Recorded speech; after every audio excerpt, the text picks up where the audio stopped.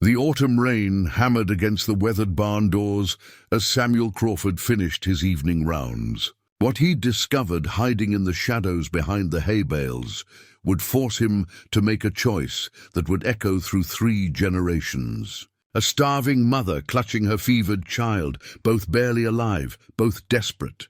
His response in that moment would shatter every assumption about human nature and prove that sometimes the smallest acts of defiance against a cruel world can change everything. Before we jump back in, tell us where you're tuning in from, and if this story touches you, make sure you're subscribed, because tomorrow I've saved something extra special for you.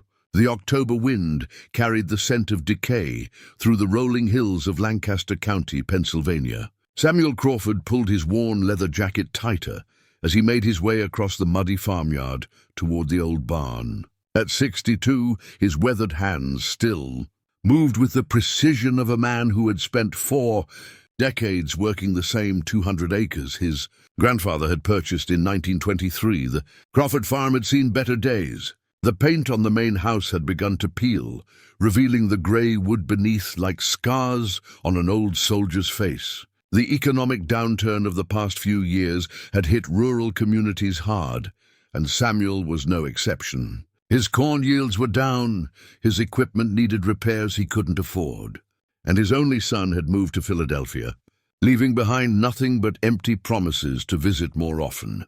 Despite these hardships, Samuel maintained his evening routine with religious devotion.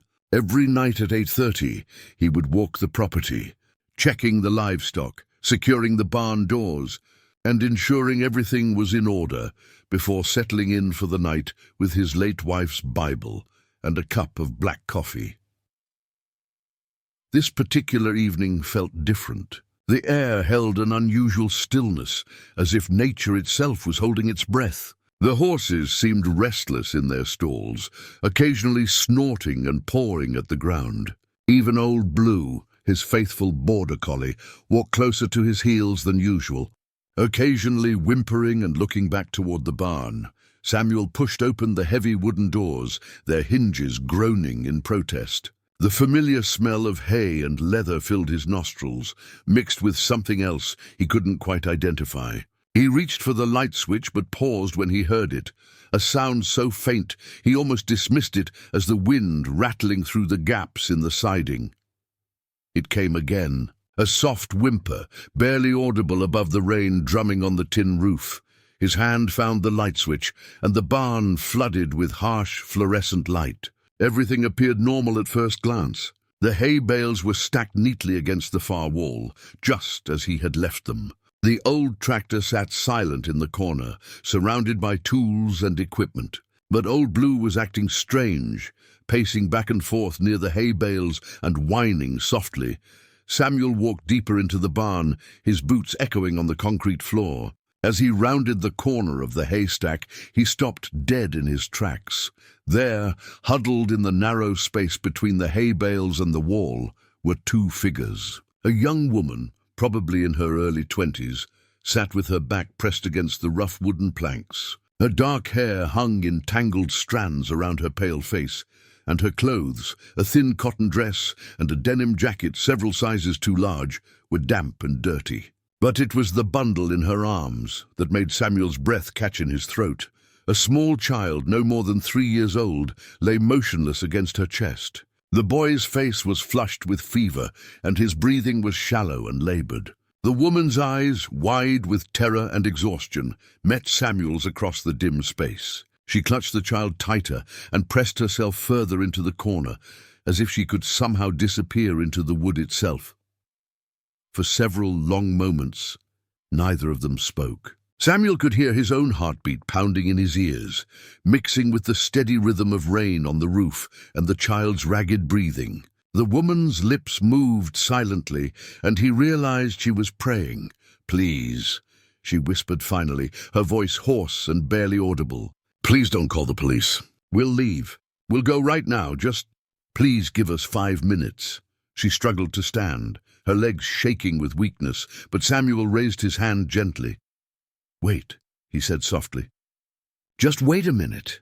The woman froze, uncertainty flickering across her gaunt features. Up close, Samuel could see the full extent of their condition. Her cheekbones were sharp beneath pale skin, and her clothes hung loosely on her thin frame. Dark circles shadowed her eyes, speaking of sleepless nights and constant worry. The child in her arms was even worse off. His little body was nothing but skin and bones, and his lips had a bluish tint that Samuel recognized from his years of raising livestock. "What's your name?" Samuel asked, keeping his voice as gentle as possible. The woman hesitated, glancing toward the barn doors as if calculating her chances of escape. "Elena," she said finally. "Elena Martinez. And this is my son Tommy. How long have you been here, Elena?" 3 days, she admitted, her voice barely above a whisper. "Maybe 4. I lose track sometimes." Samuel nodded slowly. He had noticed that some of his stored apples had gone missing, and now he understood why. "When did you last eat? A real meal, I mean." Elena's face crumpled, and for a moment Samuel thought she might break down entirely. "I don't remember," she said. "Tommy's been sick for over a week.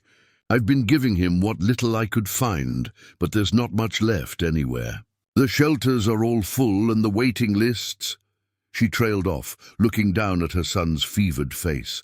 The child stirred slightly in her arms, making a small sound of distress. Elena immediately began rocking him gently, humming a soft lullaby in Spanish. The melody was hauntingly beautiful, full of love and heartbreak in equal measure.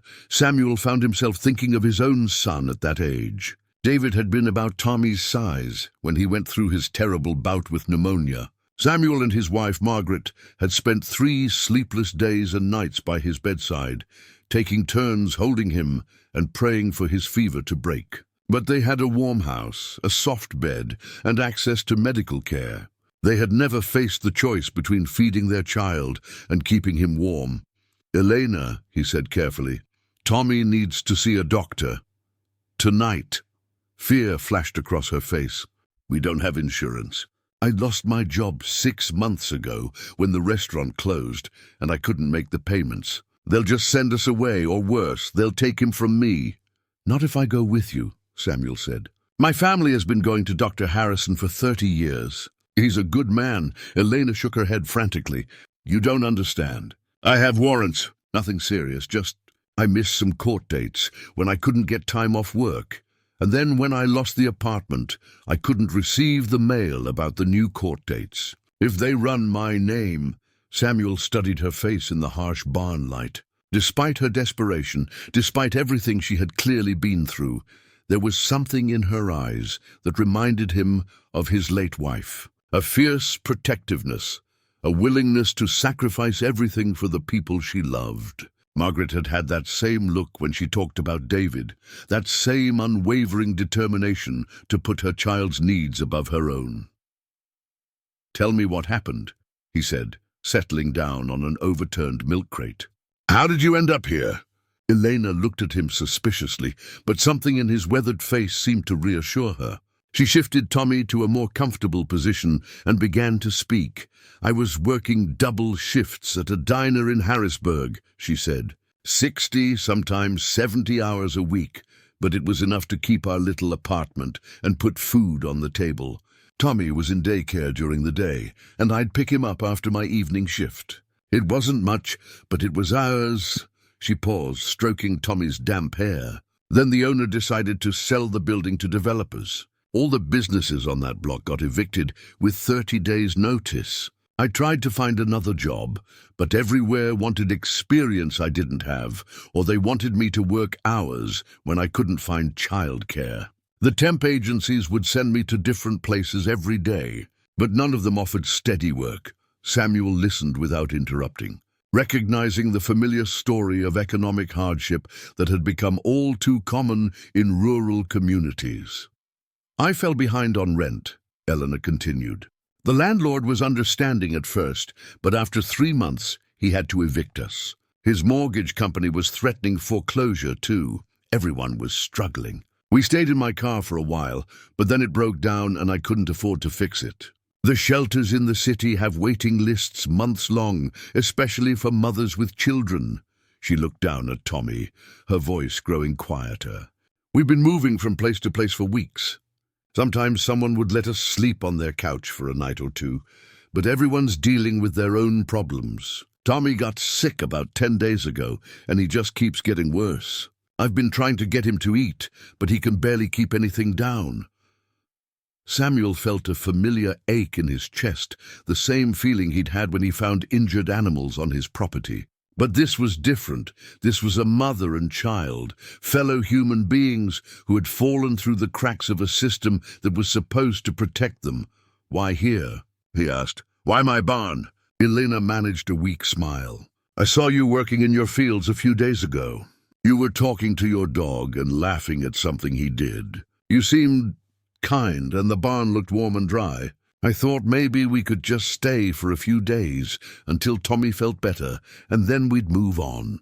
I never meant for you to find us." Samuel stood up slowly, his knees protesting after the long day of physical labor.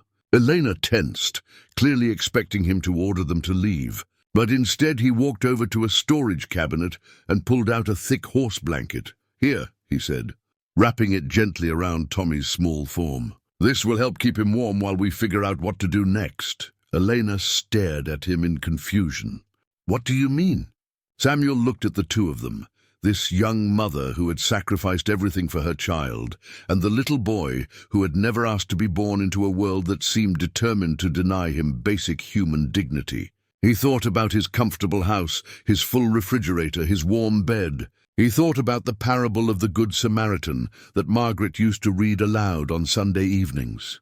Preparing and narrating this story took us a lot of time, so if you are enjoying it, subscribe to our channel. It means a lot to us. "Now back to the story.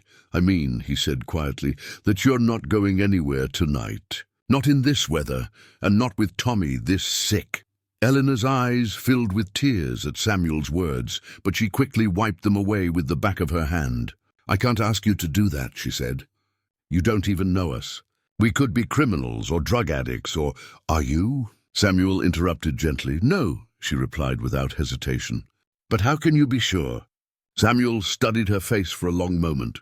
In his 62 years, he had learned to read people the way he read the weather, through subtle signs and instincts honed by experience. Elena's hands were rough from honest work, not soft from easy living. Her concern was entirely focused on her child, not on herself. Even in her desperation, she hadn't stolen more than a few apples, and she had tried to hide rather than confront him when discovered, because, he said simply, a mother who gives her last bit of food to her sick child and sleeps on a concrete floor to keep him warm doesn't have room in her heart for wickedness. Before Eleanor could respond, Tommy began to cough, a harsh, rattling sound that seemed to come from deep in his small chest. His body convulsed with each cough, and Elena held him tighter, her face pale with worry. "That's getting worse," Samuel observed. "How long has he been coughing like that?" "Since yesterday morning," Elena admitted. "At first it was just a little cough, but now—" She looked up at Samuel with desperate eyes. "I don't know what to do. I've never felt so helpless in my life." Samuel made his decision. Come on," he said, heading toward the barn doors. "We're going to the house." Elena hesitated. "Mr. Crawford, I appreciate your kindness, but I can't just—" "Elena!" Samuel turned back to face her, his voice firm but kind. "That little boy is burning up with fever, and he's having trouble breathing. In about 2 hours it's going to drop below freezing out there. Now you can stay in this cold barn and hope for the best, or you can trust a stranger who's offering you help. But you need to decide right now." The weight of his words settled over Eleanor like a blanket. She looked down at Tommy, whose breathing had become even more labored in the past few minutes. His little face was flushed with fever, and she could feel the heat radiating from his small body, even through the horse blanket Samuel had given them. "Okay," she whispered. "Okay," Samuel nodded and held out his arms. "Let me carry him." "You look like you're about to collapse yourself." Elena's natural instinct was to refuse. She had been Tommy's sole protector for so long that the idea of letting someone else hold him felt terrifying. But her arms ached from carrying his weight, and her legs shook with each step. Reluctantly, she transferred Tommy to Samuel's arms. The older man cradled the child with surprising gentleness, supporting his head and speaking to him in low, soothing tones. "That's all right, little man. We're going to get you somewhere warm and comfortable." They made their way across the muddy yard toward the house, Old Blue trotting alongside them. The farmhouse was a modest two-story structure with white clapboard siding and a wraparound porch. Warm light glowed from the windows, making it look like something from a Norman Rockwell painting. Samuel fumbled with the front door keys while balancing Tommy, and Elena instinctively reached out to help. Her fingers brushed against his as she steadied the child, and she was struck by how naturally he had stepped into the role of protector. The interior of the house was exactly what Elena had expected. Comfortable furniture that had seen better days, family photographs covering every available surface, and the lingering scent of coffee and wood polish. But what surprised her was how lived in it felt, despite Samuel clearly living alone. There were 2 coffee cups on the kitchen counter, as if he still automatically prepared enough for 2 people. "The living room has the fireplace," Samuel said, nodding toward a doorway. "It'll be warmer there." The living room was dominated by a large stone fireplace with a mantel covered in photographs. Elena caught glimpses of images. Samuel as a younger man with a pretty blonde woman, family gatherings, a little boy who looked like he might be Samuel's son. Above the mantel hung a portrait of the blonde woman, her smile warm and genuine. Samuel gently placed Tommy on the couch and immediately began building a fire. Within minutes, flames were crackling behind the grate, throwing dancing shadows on the walls and filling the room with warmth. "There are blankets in that chest," he said, pointing to an old cedar chest near the window. "Get him wrapped up while I call Dr. Harrison." Elena found the blankets, soft wool throws that smelled faintly of lavender. As she tucked them around Tommy, she noticed his breathing was becoming more shallow. Panic began to rise in her throat. "Mr. Crawford," she called out, trying to keep her voice steady. "I think something's really wrong." Samuel appeared in the doorway, phone in hand. "I just talked to Dr. Harrison. He's going to meet us at his office in 20 minutes. He took one look at Tommy, and his expression grew serious. "We need to go now." Eleanor's fear crystallized into something approaching terror. "What if the hospital asks for my information? What if they call social services? I can't lose him, Mr. Crawford. He's all I have left in the world." Samuel set the phone down and knelt beside the couch, his weathered hands gentle as he checked Tommy's pulse and breathing. "Elena, look at me," he said. "Right now, the only thing that matters is getting Tommy the help he needs. Everything else we can figure out later." "You don't understand," Elena said, tears streaming down her face. "My mother died when I was 16. I aged out of foster care at 18 with nothing but a high school diploma and big dreams that didn't mean anything in the real world. Tommy's father left when I was 6 months pregnant. I've made mistakes, missed court dates, couldn't pay fines, got behind on everything when I lost my job. If they take him away from me—" She couldn't finish the sentence, but Samuel understood. He had seen what happened to families torn apart by circumstances beyond their control. He had watched neighbors lose their children to a system that was supposed to help them, only to see those same children lost in the machinery of bureaucracy. "They won't take him," Samuel said with quiet conviction. "Not while I have anything to say about it." Eleanor stared at him through her tears.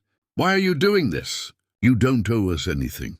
We're strangers who broke into your property." Samuel was quiet for a long moment, his eyes moving to the portrait above the mantel. "My wife Margaret died 3 years ago," he said finally.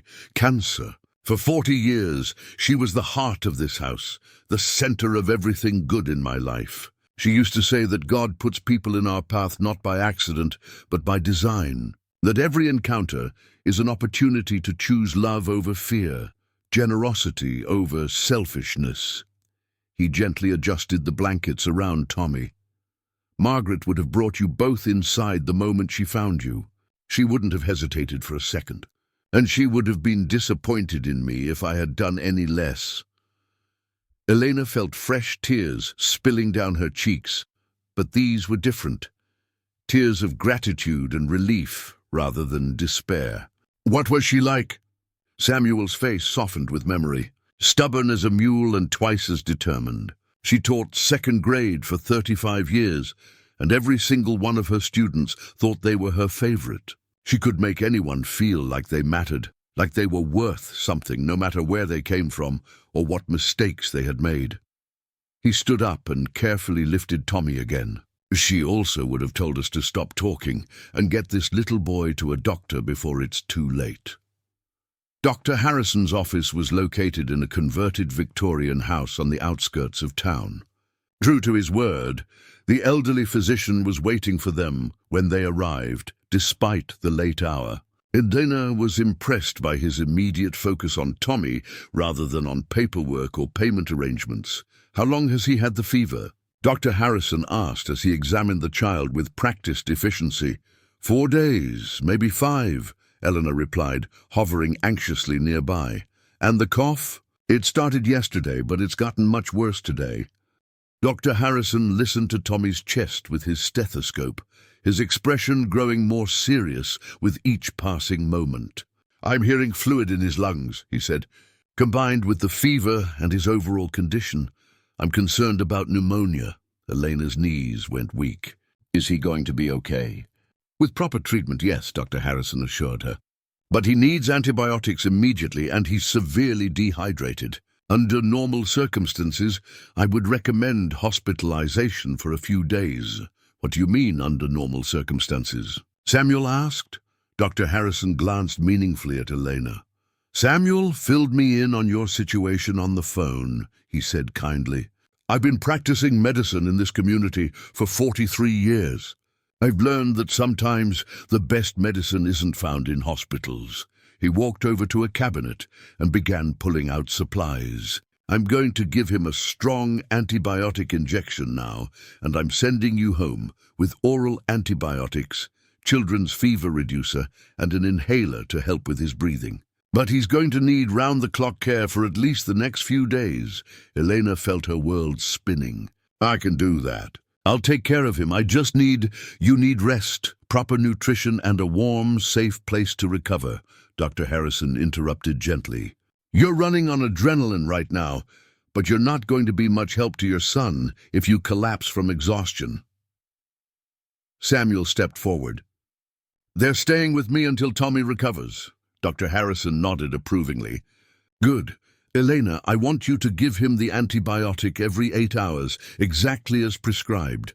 The fever reducer every 4 hours as needed. If his breathing gets worse, or if the fever goes above 103, you call me immediately, day or night, as Dr. Harrison administered the antibiotic injection. Tommy stirred slightly and opened his eyes for the first time in hours. Elena's heart leaped with hope when he looked at her and managed a weak smile. Mama! He whispered, his voice hoarse but unmistakably present.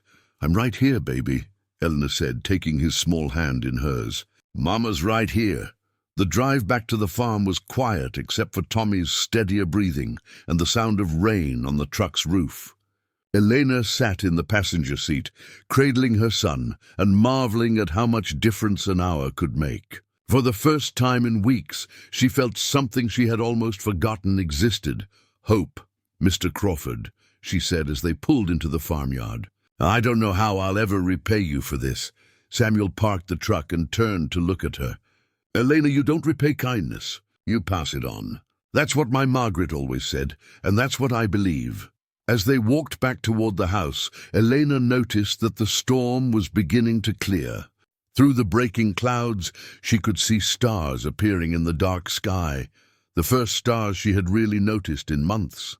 Maybe it was the relief of finally having help, or maybe it was the antibiotics already working on Tommy's fever. But for the first time since their world had fallen apart, Elena allowed herself to believe that things might actually be okay. What she didn't know was that Samuel Crawford was about to make a decision that would change not just their immediate circumstances, but the entire trajectory of their lives. And it would all begin with a conversation over breakfast the next morning. Elena woke to the sound of bacon sizzling in a pan and the rich aroma of fresh coffee brewing. For a disorienting moment, she couldn't remember where she was. The bed beneath her was soft and warm, covered with handmade quilts that smelled of lavender and sunshine. Pale morning light filtered through lace curtains, casting delicate patterns on wooden floors that gleamed with careful maintenance. Then memories flooded back. The barn, Samuel's kindness, Dr. Harrison's gentle care, and Tommy's fever finally breaking around 3 in the morning. She turned her head to check on her son, who was sleeping peacefully in the twin bed Samuel had set up next to hers in the guest bedroom. His breathing was clear and even, and the dangerous flush had faded from his cheeks, leaving behind the natural rosy color of a healthy child. Elena sat up carefully, not wanting to wake Tommy, and caught sight of herself in the antique mirror across the room. Her reflection was startling. She looked like a different person after her first real night's sleep in weeks. Her hair, freshly washed in Samuel's guest bathroom the night before, fell in soft waves around her shoulders. The dark circles under her eyes had faded, and there was color in her cheeks again. Samuel had left clean clothes folded on the dresser, a simple blue sweater and jeans that belonged to his late wife, Margaret. Elena had been hesitant to wear a dead woman's clothes, but Samuel had insisted, explaining that Margaret would have wanted her things to help someone in need. The clothes fit surprisingly well, and as Elena made her way downstairs, following the scent of breakfast, she felt more human than she had in months. The kitchen was a marvel of old-fashioned efficiency. Copper pots hanging from hooks, mason jars filled with homegrown vegetables, and a massive wooden table that looked like it had hosted decades of family meals. Samuel stood at the stove, his back to her, humming softly as he tended to what appeared to be enough breakfast for a small army. Scrambled eggs, bacon, hash browns, fresh biscuits, and a pitcher of what looked like fresh orange juice covered every available surface. "Good morning," Elena said softly. Not wanting to startle him, Samuel turned with a smile that transformed his weathered features. "Morning. How's our patient?" "Still sleeping, but his fever's completely gone. I checked on him every hour like Dr. Harrison said, and his breathing is so much better." Elena felt tears threatening again. "I can't believe the difference one night made." "Food and rest are powerful medicine," Samuel replied, pulling out a chair for her. "Speaking of which, you need to eat. You're practically disappearing before my eyes." Elena wanted to protest that she wasn't that hungry, but the sight and smell of real food after weeks of scraps and leftovers made her stomach growl audibly.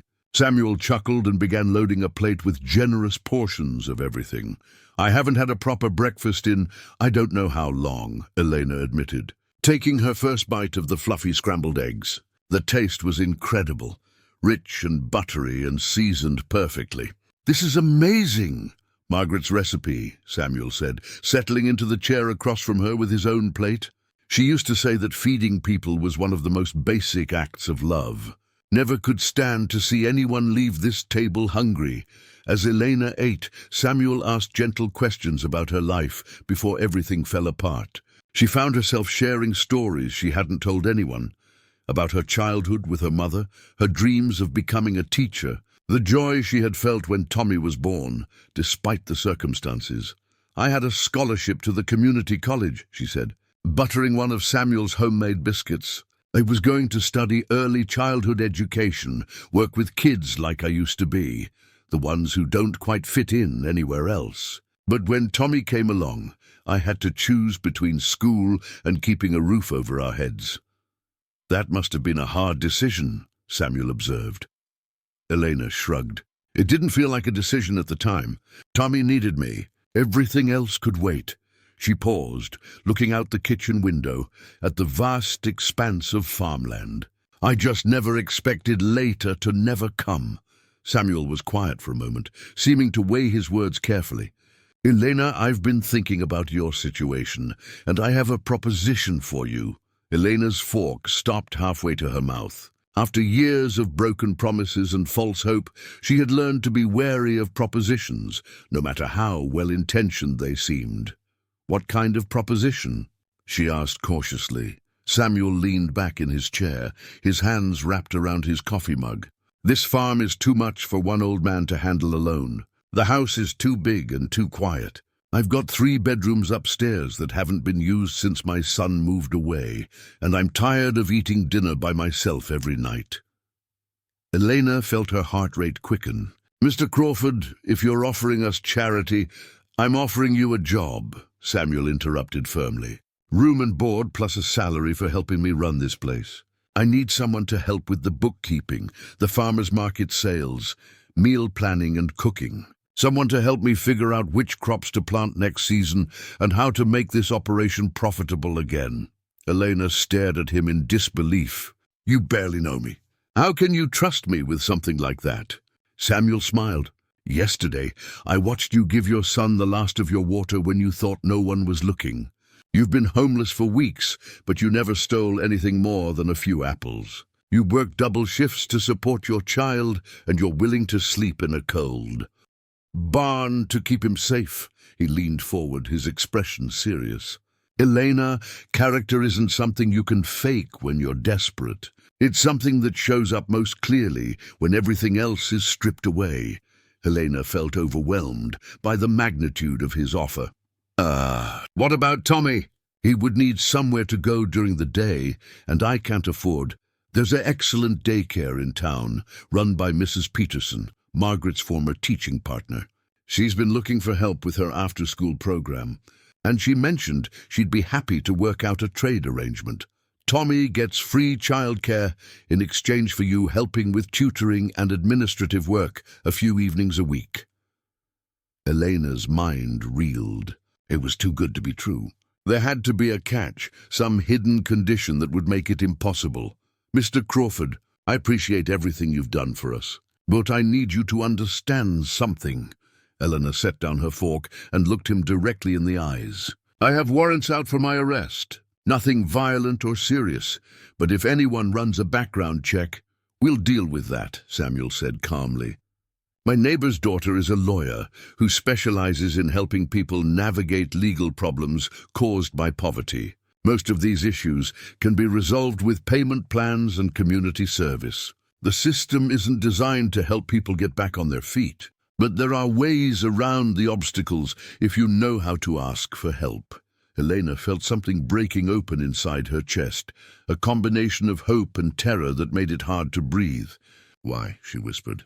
"Why would you do all this for strangers?" Samuel was quiet for a long moment, his gaze moving to a framed photograph on the windowsill. It showed him and Margaret at what looked like a church picnic, surrounded by children of various ages, all grinning at the camera.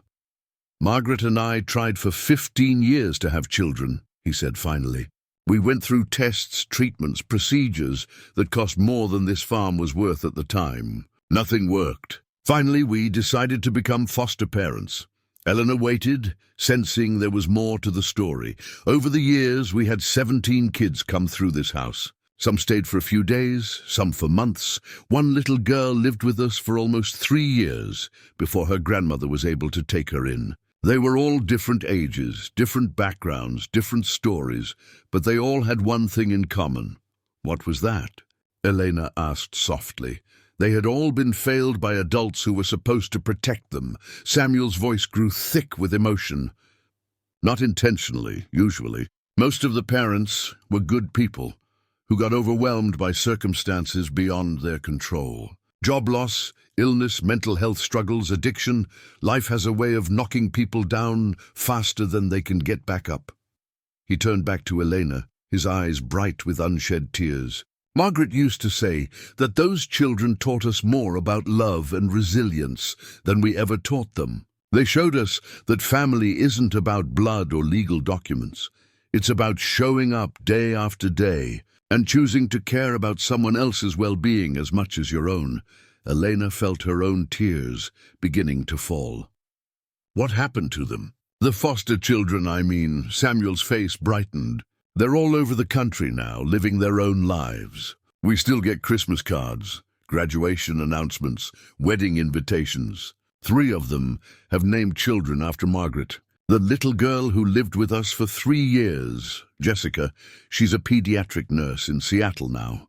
She sends us pictures of her patients and tells us that she became a nurse because Margaret showed her that taking care of people was a way of changing the world one person at a time. Eleanor wiped her eyes with the back of her hand. She sounds like an amazing woman. She was, Samuel agreed. And she would have loved you and Tommy. She had a special gift for seeing potential in people who couldn't see it in themselves. At that moment, they heard small footsteps on the stairs, followed by Tommy's voice calling, "Mama!" "Where are we?" Elena jumped up, but Samuel gestured for her to sit back down. "Let me," he said. A moment later, Samuel returned with Tommy in his arms. The little boy looked remarkably better. His color was good, his eyes were bright, and he was looking around the kitchen with curiosity rather than the dazed confusion of the night before. "Mama." Tommy reached for Elena, who pulled him into her lap and covered his face with kisses. "How are you feeling, sweetheart?" she asked, checking his forehead for any sign of returning fever. "Better," Tommy said in his small voice. "Are we at the nice man's house?" "We are," Elena confirmed. "This is Mr. Samuel. Can you say thank you for helping us?" Tommy turned to Samuel with the serious expression that 3-year-olds reserve for important occasions. "Thank you for helping us, Mr. Samuel. Mama was very worried about me." Samuel's weathered face cracked into a grin. "You're very welcome, Tommy. Are you hungry? I made extra eggs just in case you woke up." As Samuel prepared a small plate of food for Tommy, Elena watched the interaction with growing amazement. The older man seemed to have a natural way with children, speaking to Tommy with the same respect he would show an adult while still acknowledging his age and needs. "Mr. Samuel," Tommy said around a mouthful of eggs, "do you have any animals?" "I do indeed," Samuel replied. "I have horses and chickens, and a very friendly dog named Old Blue. Would you like to meet them after breakfast?" Tommy nodded enthusiastically, and Elena felt something shift inside her chest. For months, she had watched her son's natural curiosity and joy slowly fade as their circumstances became more desperate.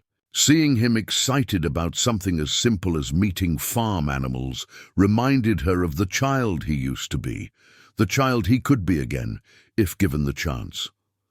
"Elena," Samuel said quietly, while Tommy focused on his breakfast, "I meant what I said about the job offer. I don't need an answer today or even this week, but I want you to know that the offer stands for as long as you need to think about it." Elena looked around the warm, comfortable kitchen at this kind man who had appeared in their lives like an answer to prayers she hadn't even known she was praying. She thought about Tommy's laughter, about the possibility of stability and security, about having a place to belong. "Actually," she said, surprising herself with the steadiness of her voice, "I don't need time to think about it. If you're really sure about this, then yes. Yes, I would like to take the job." Samuel's face lit up with a joy that made him look 20 years younger. "Welcome home, Elena Martinez. Welcome home." 3 weeks later, Elena stood in the farm's administrative office, a converted sunroom off the main kitchen, surrounded by ledger books, receipts, and a computer that Samuel had bought specifically for modernizing his record-keeping system. The morning sun streamed through the windows, illuminating neat piles of invoices and crop rotation charts that she had spent days organizing.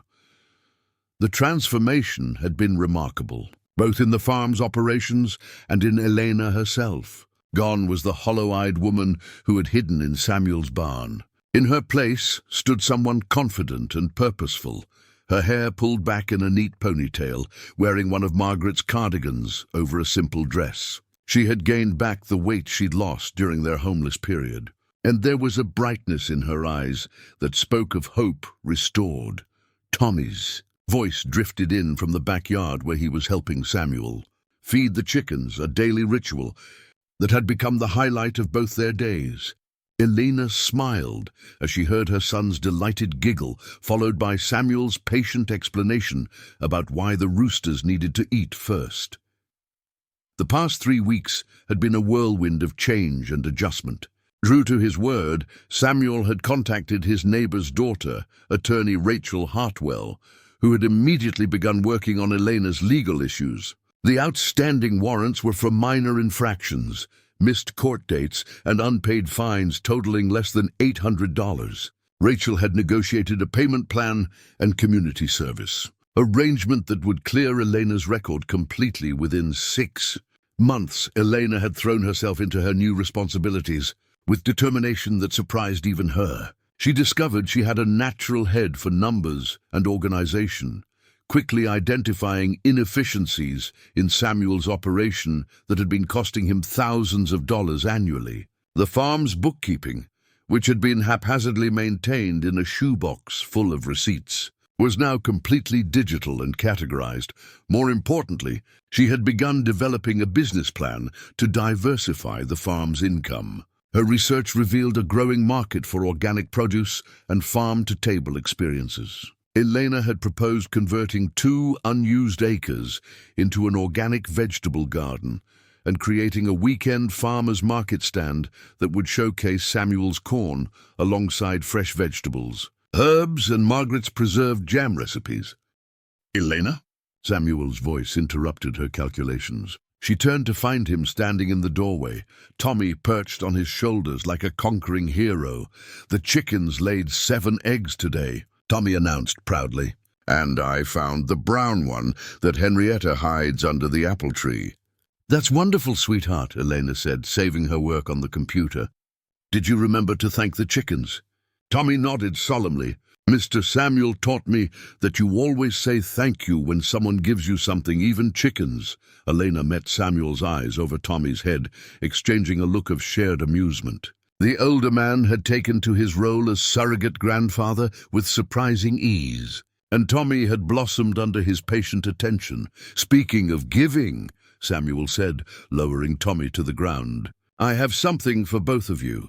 He reached into his jacket pocket and pulled out 2 envelopes. "The first one," he said, handing Elena the larger envelope, "is your first month's salary. I know we agreed you'd start getting paid next month, but you've done more work in 3 weeks than I accomplished in the previous 3 months." Elena opened the envelope and gasped. The check was for significantly more than they had discussed. "Samuel, this is too much. We agreed on a base salary for basic farm help," Samuel interrupted with a grin. "This includes a bonus for the business plan you've developed, which, by the way, could increase our revenue by 40% if we implement it properly." Elena felt tears prick her eyes. Financial security had seemed like an impossible dream just a month ago, and now she was holding a check that would allow her to start rebuilding her life properly. "And this," Samuel continued, handing the second envelope to Tommy, "is for you, young man." Tommy opened his envelope with the careful concentration of a 3-year-old performing an important task. Inside was a small plastic badge that read Junior Farm Manager and a Polaroid photograph of Tommy feeding the chickens that morning. "This means you're officially part of the team," Samuel explained seriously. "Junior farm managers get special responsibilities, like making sure all the animals have fresh water and helping decide which vegetables to plant in the spring." Tommy's face lit up with pride as he pinned the badge to his shirt. "Mama, look! I have a job too." Elena knelt down to examine his badge properly. "This is very impressive, Tommy. I'm so proud of you." As Tommy ran off to show his badge to Old Blue, Elena stood and faced Samuel. "I don't know how to thank you for all of this. A month ago I thought we had lost everything. Now you have a chance to build something new," Samuel finished. "That's all anyone really needs, a chance." Elena nodded, but there was something weighing on her mind. "Samuel, I need to ask you something, and I want you to be completely honest with me." "Always," Samuel replied. "Are you doing all of this because you feel sorry for us? Because if this is charity disguised as employment—" Samuel was quiet for a long moment, considering his answer carefully. "Elena, do you remember what I told you about the 17 foster children Margaret and I raised?" "Of course! Every single one of them asked me that same question at some point. They wanted to know if we were helping them out of pity or obligation." Samuel walked over to the window, looking out at the fields that stretched toward the horizon. "Here's what I learned from Margaret about the difference between charity and love." Elena waited, sensing the importance of what he was about to say. Charity is what you do when you feel sorry for someone.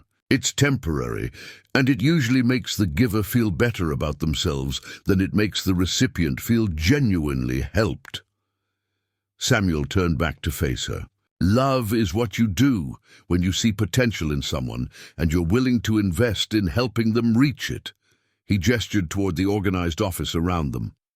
Elena, you've revolutionized how this farm operates. You've identified new revenue streams I never would have thought of. You've brought life back into this house in ways I didn't even realize I was missing. This isn't charity. This is the best business partnership I've ever entered into. Elena felt a warmth spreading through her chest that had nothing to do with the morning sunshine. Partnership?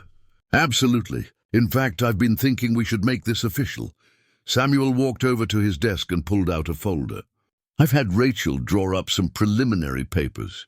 Nothing you need to sign right away, but I want you to see where I'm hoping this relationship might go. Eleanor opened the folder and found herself looking at legal documents that took her breath away. The papers outlined a path for her to become a full partner in the farm operation, with the possibility of eventually inheriting a portion of the property. Samuel, I can't accept this. It's too much. It's not a gift, Samuel said firmly. It's an investment in the future of this farm. Elena, I'm 62 years old. My son has made it clear he has no interest in farming. Without someone to carry on what Margaret and I built here, this place will probably be sold to developers when I'm gone. The weight of his words settled over Elena like a mantle of responsibility. You're talking about legacy. I'm talking about family, Samuel corrected.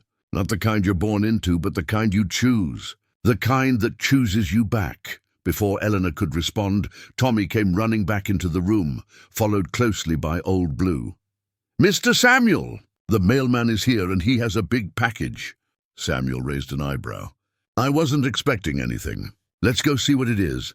They all trooped out to the front porch, where mailman Jerry Peterson was struggling with a large box addressed to Elena Martinez in care of the Crawford farm. Afternoon. Sam, Jerry called out. Got something here for your new employee. Return address says it's from Philadelphia. Elena's heart skipped. She knew only one person in Philadelphia who would know how to find her.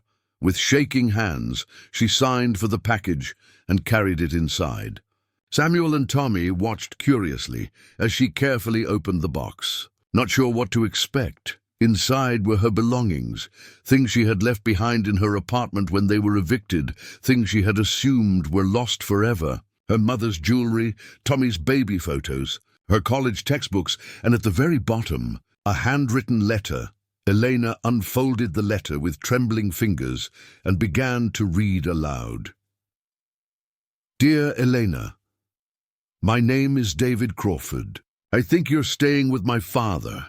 He called me last week and told me about you and Tommy. I wanted to let you know that I went to your old apartment building and spoke with your former landlord, Mr. Rodriguez.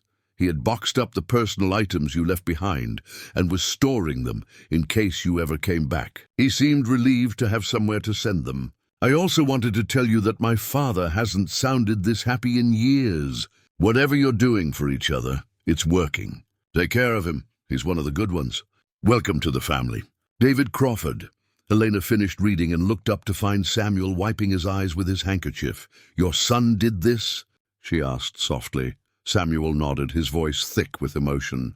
David may live in the city, but he's still a farm boy at heart. He understands what family means. Tommy, who had been quietly exploring the box during the reading, suddenly let out a squeal of delight. Mama, my truck! You found my truck! He pulled out a small red toy truck that had been his favorite possession before they lost their apartment. Elena watched as he clutched it to his chest, his face radiant with joy.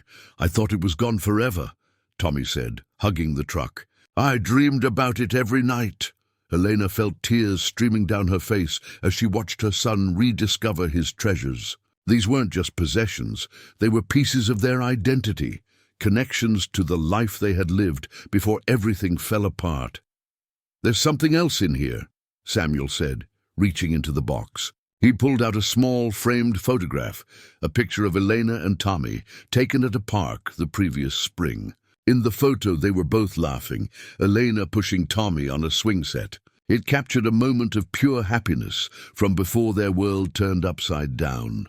"You were both so happy," Samuel observed, studying the photograph. "We were," Eleanor agreed. "I just didn't know how fragile it all was." Samuel set the photograph on the kitchen counter where it caught the afternoon light. "Maybe the lesson isn't that happiness is fragile," he said thoughtfully. "Maybe it's that happiness is resilient. Look at this little boy." He gestured toward Tommy, who was running his truck along the kitchen table, making engine noises. A month ago he was sick and scared and sleeping on a concrete floor. Today he's playing with his favorite toy in a warm, safe house where people love him. Elena watched her son play, seeing the truth in Samuel's words. Tommy had bounced back from their ordeal with the remarkable resilience of childhood. But more than that, he was thriving in ways he never had before. He was more confident, more curious, more willing to explore the world around him. "And look at you," Samuel continued. "3 weeks ago, you were convinced you had nothing to offer the world. Today, you're revolutionizing the way this farm operates and planning for a future you can actually control." Eleanor smiled, feeling a deep sense of contentment settle over her. "I never imagined this was possible." "What? Building a new life?" "No," Elena said, looking around the kitchen that had become home, watching her son play with his beloved truck, thinking about the partnership documents that offered her a real future.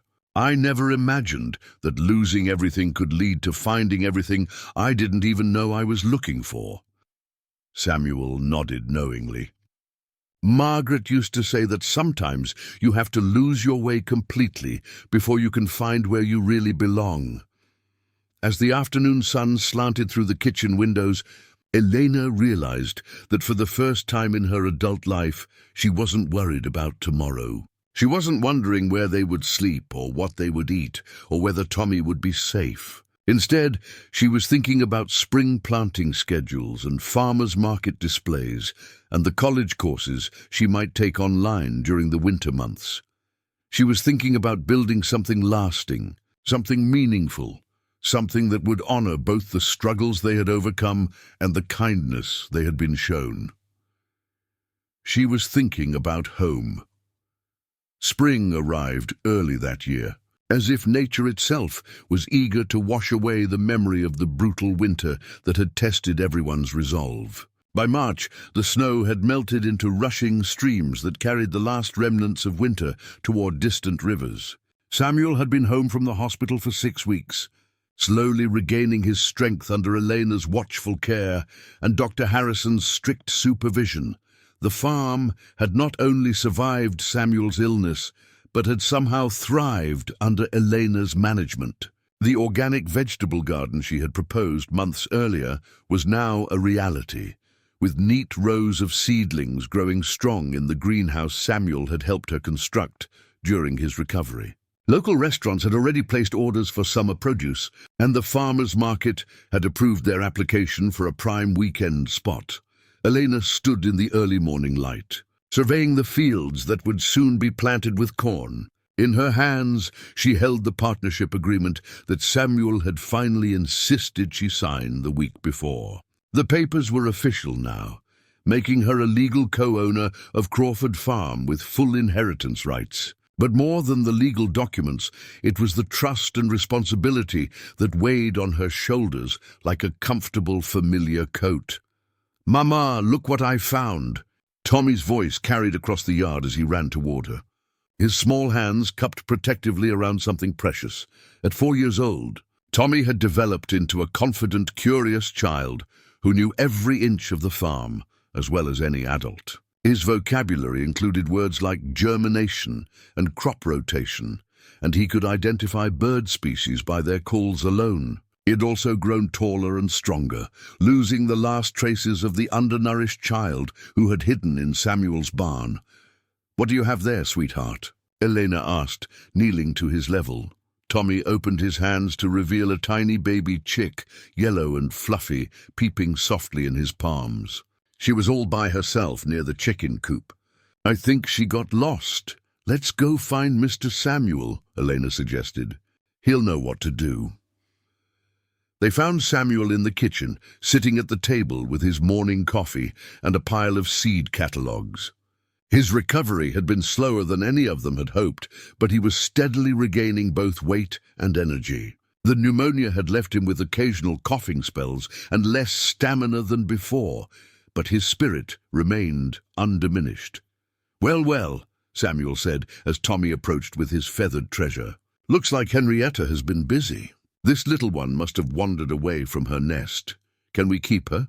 Tommy asked hopefully. Samuel smiled.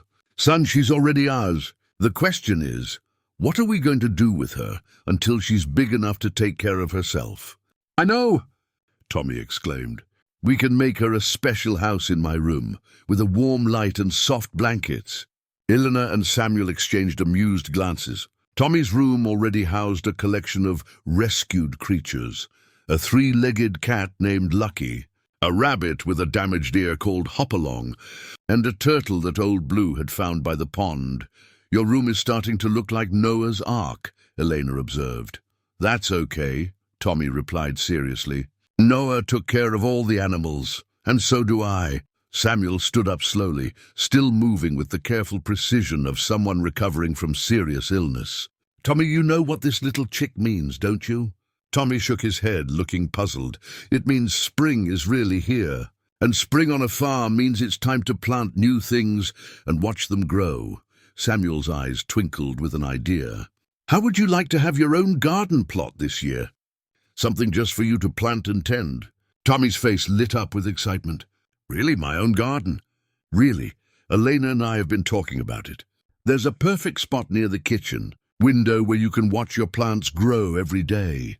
Elena felt her heart swell as she watched the interaction between Samuel and Tommy. The bond between them had deepened during Samuel's recovery, with Tommy often serving as the older man's companion during long afternoons when doctor's orders kept him indoors. They had spent hours reading together, working on puzzles and planning improvements for the farm. "What should I plant?" Tommy asked, already mentally designing his garden. "That's up to you," Samuel replied. "But I suggest starting with something that grows quickly so you can see results. Maybe radishes and lettuce, and perhaps some sunflowers along the back. They'll grow taller than you are." As Tommy ran off to examine his future garden space, Elena settled into the chair across from Samuel. "How are you feeling today?" "Stronger every day," Samuel assured her. "Dr. Harrison says my lung function is back to normal and the cough is almost gone." Elena studied his face, noting the improved color in his cheeks and the return of his natural energy. "Good, because I have some news that might interest you." Samuel raised an eyebrow. "Oh?" Elena reached into her jacket pocket and pulled out a letter. "This came yesterday from the State Agricultural Extension Office. They want to feature Crawford Farm in their newsletter as an example of successful, sustainable farming practices." Samuel took the letter and read it carefully, his expression growing more amazed with each line. "Elena, this is incredible. They want to send a photographer and everything." "There's more," Elena continued, unable to suppress her grin. "The local college's agricultural program wants to arrange field trips here for their students. They're particularly interested in our organic growing methods and our integration of traditional and modern farming techniques." Samuel set the letter down and looked at Elena with wonder. "In 40 years of farming, I never imagined anything like this. How did they even know about us?" "Apparently, Dr. Harrison's nephew works for the Extension Office. He heard about what we've been doing here and thought it was worth sharing." Elena leaned forward, her excitement evident. "Samuel, this could change everything. We could become a model for other small farms, trying to adapt to modern market demands." Samuel was quiet for a moment, processing the magnitude of what Elena was telling him. "You realize what this means, don't you?" "It means we're going to be very busy," Elena replied. "It means Margaret's dream is coming true." Samuel's voice was thick with emotion. "She always said this farm could be more than just a place to grow corn. She believed it could be a place where people learned about the land, about community, about taking care of each other. Elena reached across the table and took his hand. She was right. And now we get to make it happen. Over the following weeks, Crawford Farm buzzed with activity as they prepared for their newfound recognition. Elena coordinated with the Extension Office photographer, developed educational materials for the student visits, and expanded their organic garden to showcase a wider variety of sustainable growing techniques. Jessica Morrison, the former foster child who had helped during Samuel's illness, became a regular presence on the farm. She had taken a position at the local hospital, allowing her to move back to the area with her daughter Margaret Rose. The two little girls, Tommy and Margaret Rose, had become inseparable friends, and Jessica had become like a sister to Elena. "You know," Jessica said one afternoon as they worked together in the garden while the children played nearby, "Margaret Crawford used to say that the best families grow like gardens, slowly, with patience and care, producing something beautiful that feeds everyone around them."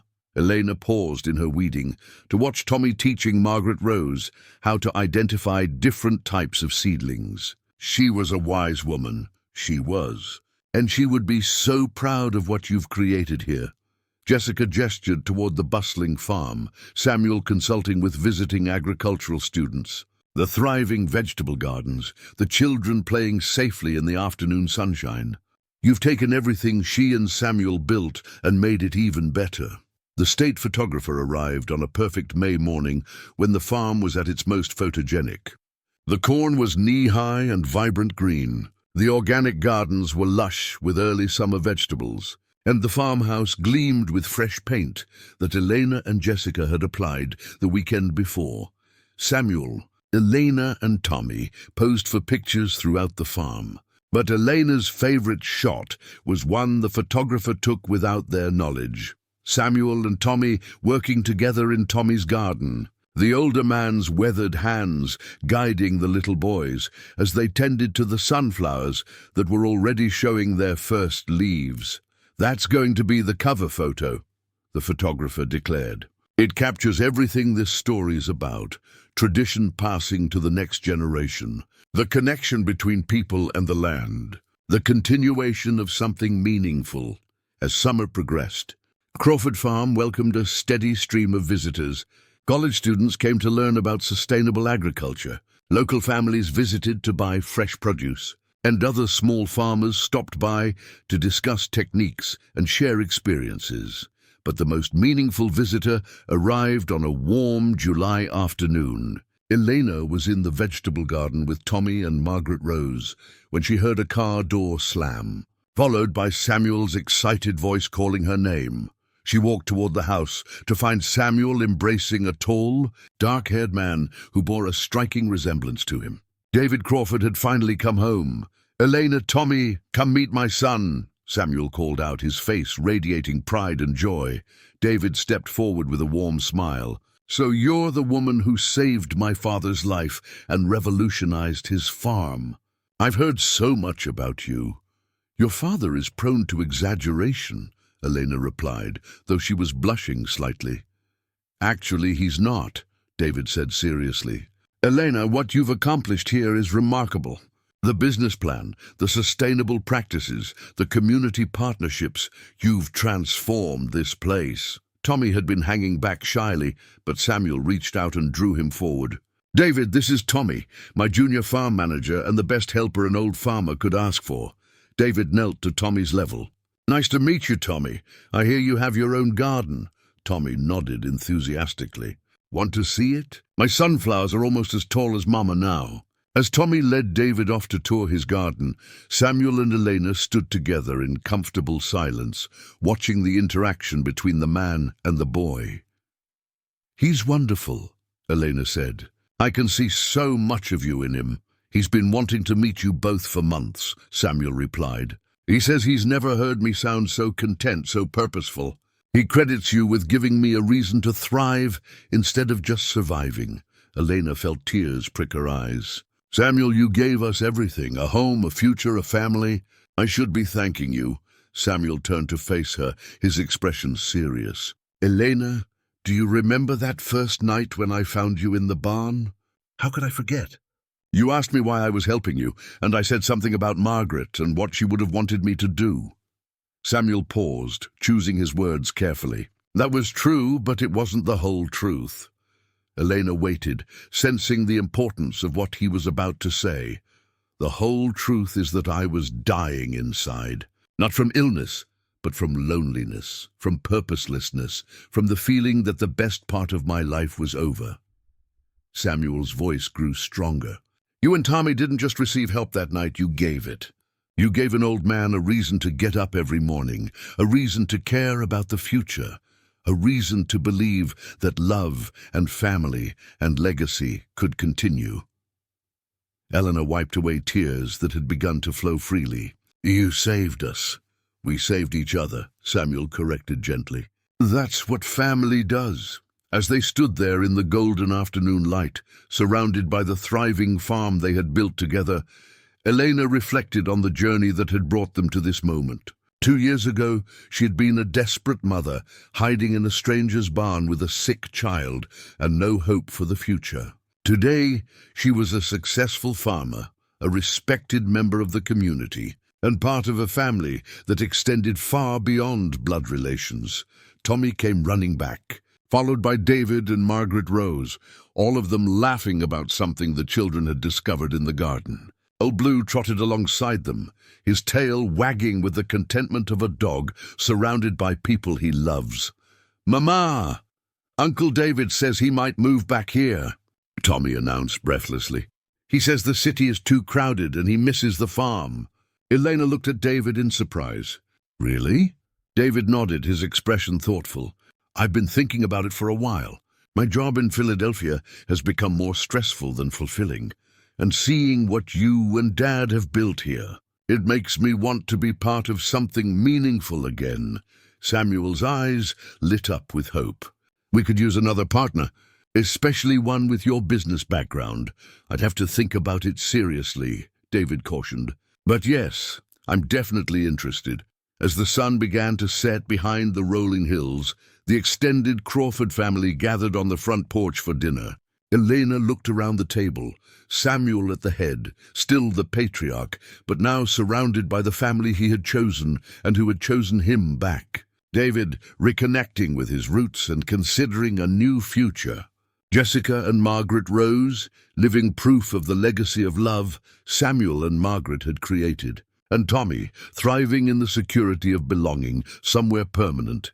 "Before we eat," Samuel said, raising his glass of iced tea, "I want to propose a toast." Everyone raised their glasses, even Tommy with his cup of milk. 2 years ago, I thought my story was ending. I thought the best I could hope for was to maintain what Margaret and I had built until it was time to let it go.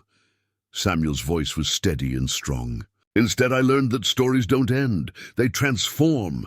They grow. They become something richer and more beautiful than anything we could have imagined alone. He looked directly at Elena and Tommy. To family, the kind you're born into and the kind you choose. To second chances and new beginnings. To the understanding that when we open our hearts to help others, we often discover that we're the ones being rescued. To family, everyone echoed. Clinking glasses around the table. As they shared the meal Elena had prepared, vegetables from their own garden, chicken from their own coop, bread baked in Margaret's old oven, Eleanor felt a deep sense of completion.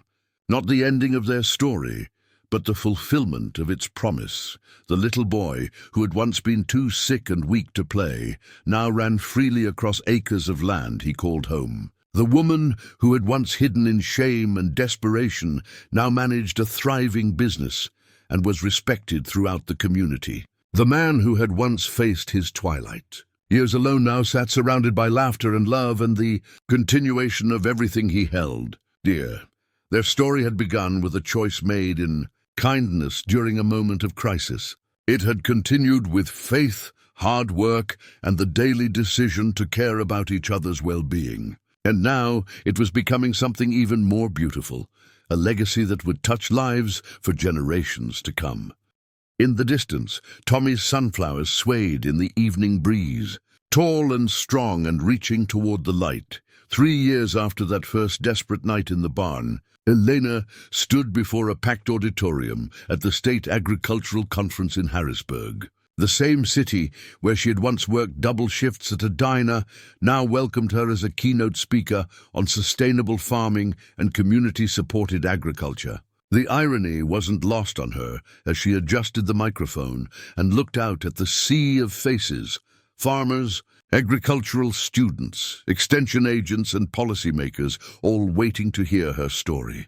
5 years ago, Elena began, her voice steady and confident, I was a single mother working in a restaurant just 20 miles from here. I thought I understood what it meant to provide for my family.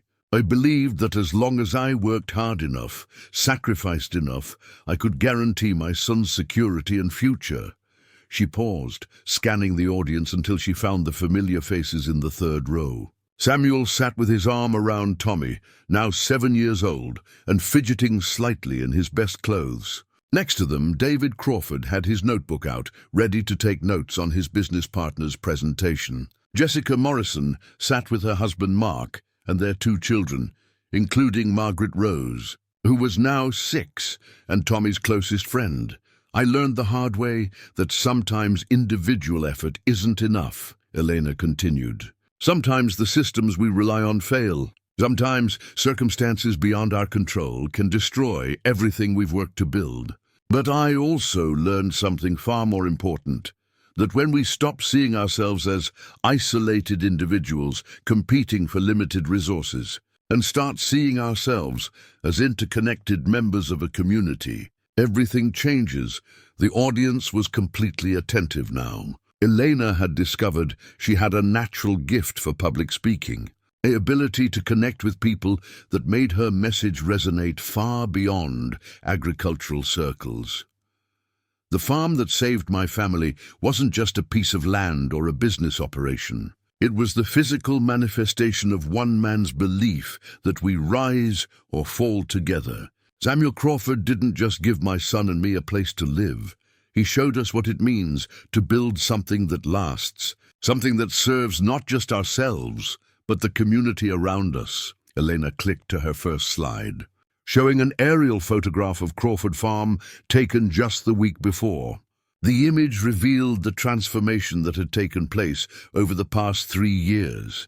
The original farmhouse, now surrounded by several smaller buildings, the fields laid out in careful rotation patterns, the organic gardens that supplied 3 local restaurants, and the education center where college students and visiting farmers came to learn sustainable agriculture techniques.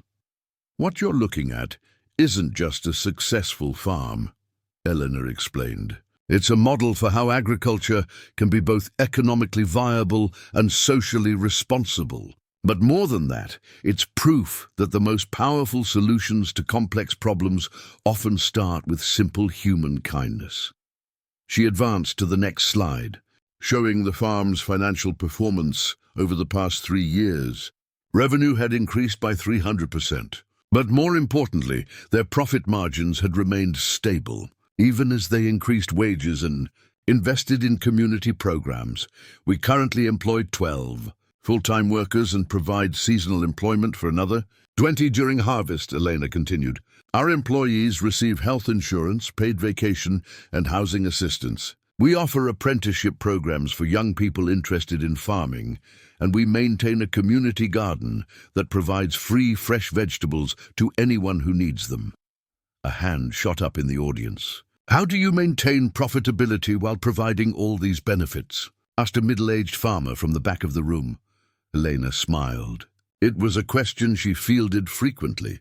By recognizing that social responsibility and economic success aren't opposites, they're partners. When you treat your workers well, they're more productive and loyal. When you serve your community, you build customer relationships that transcend simple transactions. When you take care of your land, it produces more consistently over time.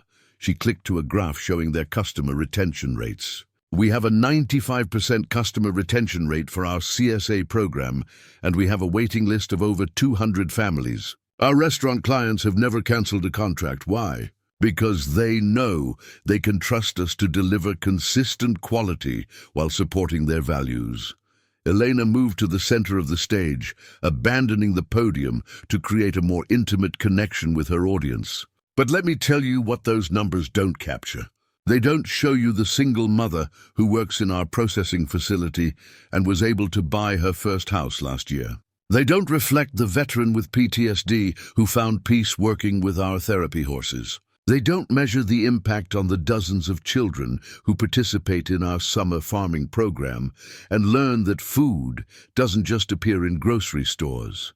She paused, thinking of Tommy and how he had grown from a frightened, malnourished child into a confident boy who could explain crop rotation to visiting college students. Most importantly, those numbers don't capture the ripple effect. 7 other farms in our county have adopted similar community-focused models after seeing our success. The local food co-op has expanded to serve 3 neighboring towns. Property values in our area have stabilized as young families move in, attracted by the combination of rural living and economic opportunity. An elderly woman in the front row raised her hand. This all sounds wonderful.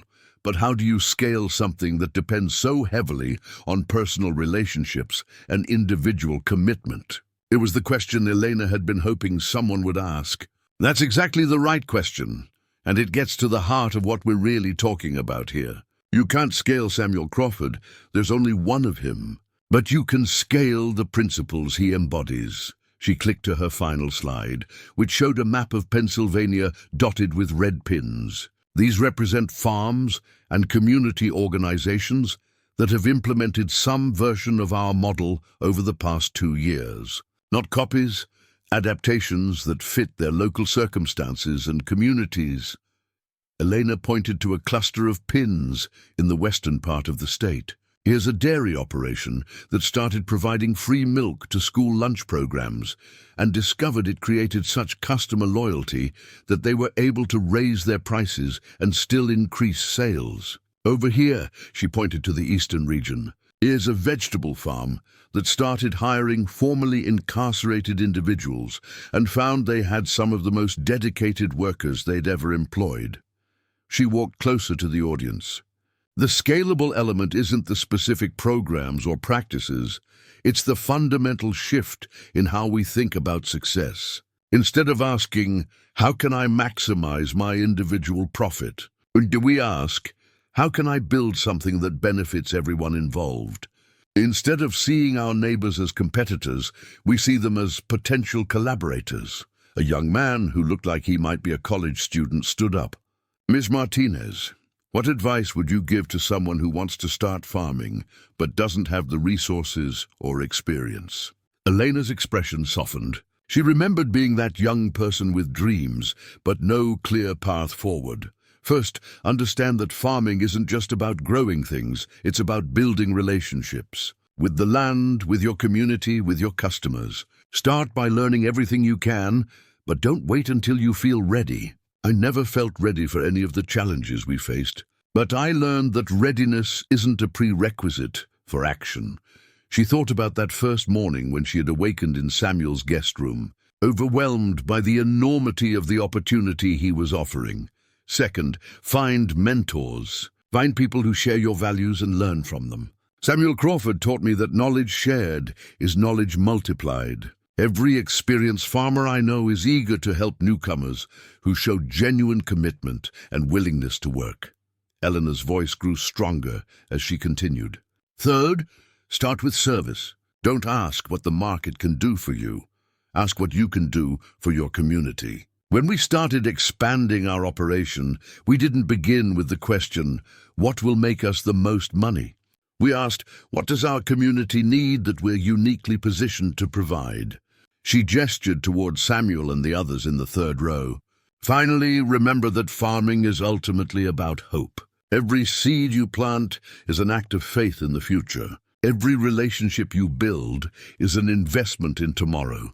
Every challenge you overcome makes you stronger and more capable of helping others overcome theirs. The applause was thunderous and sustained.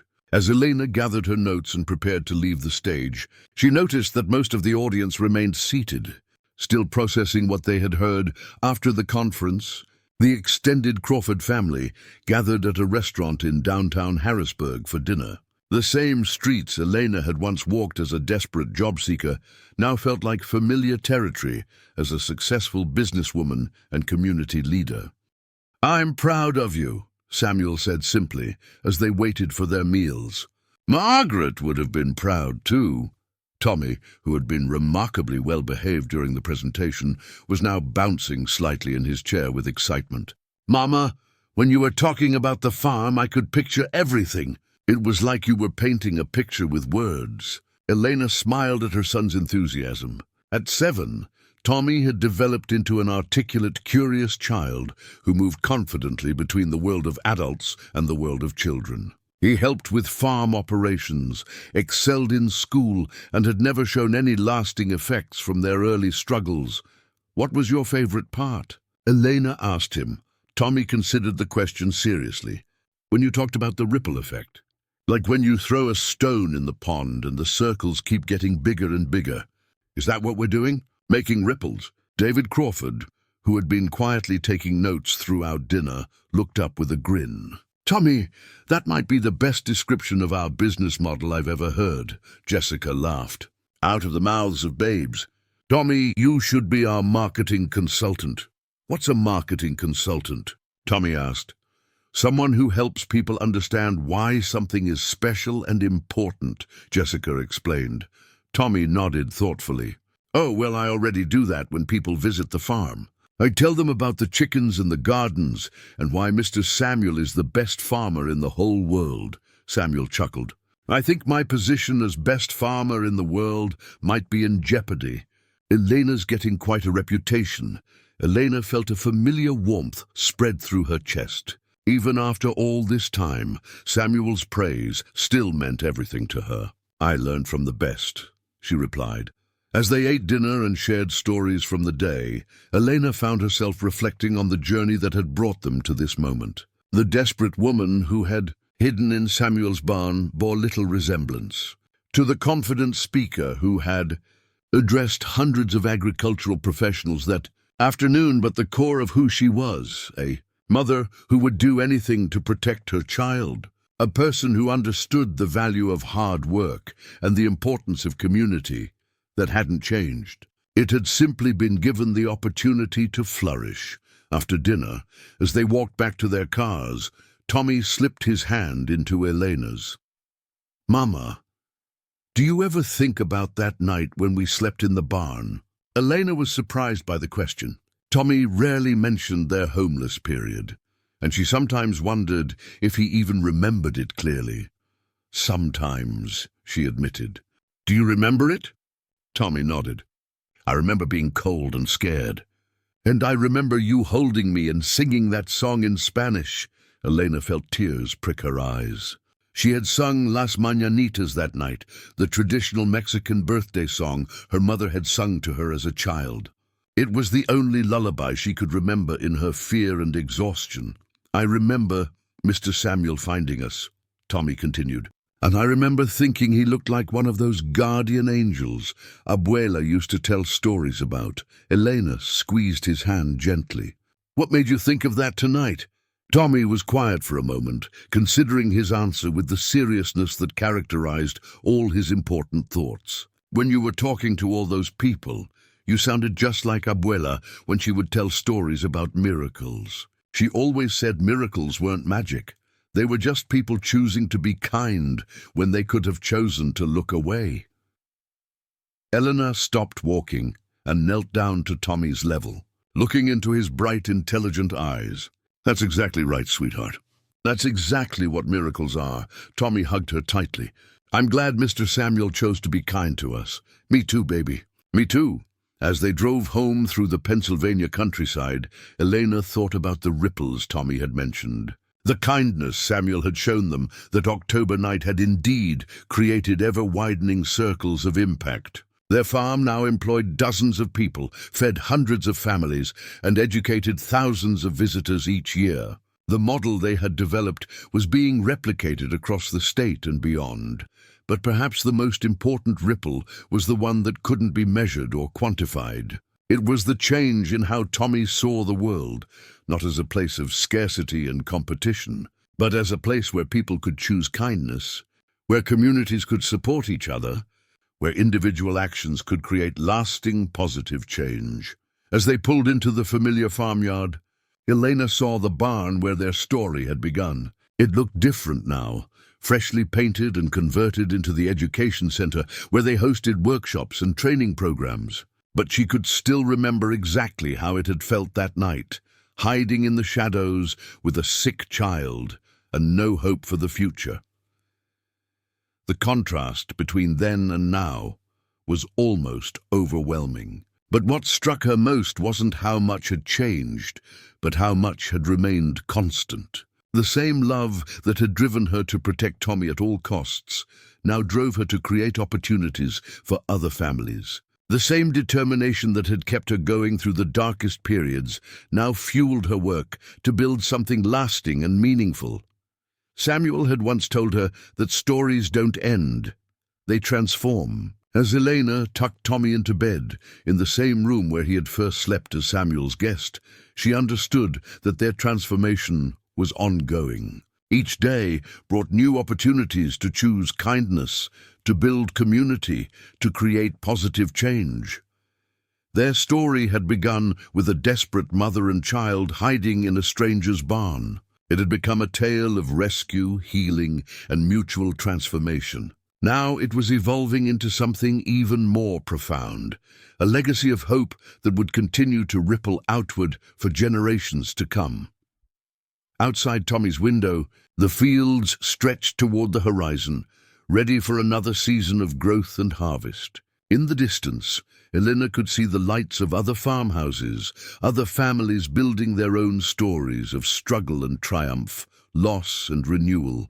Tomorrow will bring new challenges and new opportunities. There would be more families to help, more young farmers to mentor, more communities to serve. The work would continue, guided by the simple principle that had started it all, the understanding that when we choose to see each other as family, when we choose compassion over indifference, everything becomes possible. In her heart, Elena could still hear the echo of Margaret Crawford's voice, passed down through Samuel's stories and lived out their daily choices. Love isn't something you feel, it's something you do. And when enough people do it consistently, the whole world changes. The ripples continued to spread, carrying hope into tomorrow. 10 years had passed since that fateful October night when Elena and Tommy first sought shelter in Samuel Crawford's barn. The decade had brought changes that none of them could have imagined during those early desperate days. Yet the fundamental bonds that had formed in crisis had only grown stronger with time. Elena stood in the newly constructed conference center on what had once been the back pasture of Crawford Farm, watching as delegates from agricultural programs across the Midwest filed into their seats for the inaugural Sustainable Communities Summit. At 35, she carried herself with the quiet confidence of someone who had not only survived adversity, but had transformed it into purpose. Her hair, now professionally styled, caught the morning light streaming through the floor-to-ceiling windows that offered a panoramic view of the farm that had become so much more than anyone had dared to dream. The conference center itself was a testament to how far they had come. Built entirely with sustainable materials and powered by solar panels and wind turbines, it could accommodate 500 visitors while maintaining a carbon-neutral footprint. Local craftsmen had constructed the building using timber from responsibly managed forests, creating a space that felt both modern and deeply rooted in the agricultural traditions of the region. Tommy, now 17 and taller than his mother, approached her with the easy confidence of a young man who had never doubted his place in the world. His presentation materials were tucked under one arm, and his expression carried the same mixture of excitement and nervousness that Elena remembered feeling before her first major speaking engagement years. Earlier, the student panel starts in 20 minutes, he reminded her, though his voice betrayed none of the anxiety Elena could read in his posture. Professor Williams from Penn State says there are agricultural students here from 12 different universities. Elena smiled, remembering the scared little boy who had once hidden behind her skirts when strangers visited the farm. The transformation was remarkable, but then again, she had watched it happen gradually, day by day, season by season. Tommy had grown up surrounded by the constant flow of visitors, students and fellow farmers who came to Crawford Farm to learn and share ideas. He had absorbed not just agricultural knowledge, but an understanding of leadership, community building, and the power of education to create positive change. "Are you ready?" she asked, though she already knew the answer. Tommy had been preparing for this presentation for months, developing a proposal for youth leadership in sustainable agriculture that had already attracted interest from policymakers in Washington. "I think so," Tommy replied, then grinned.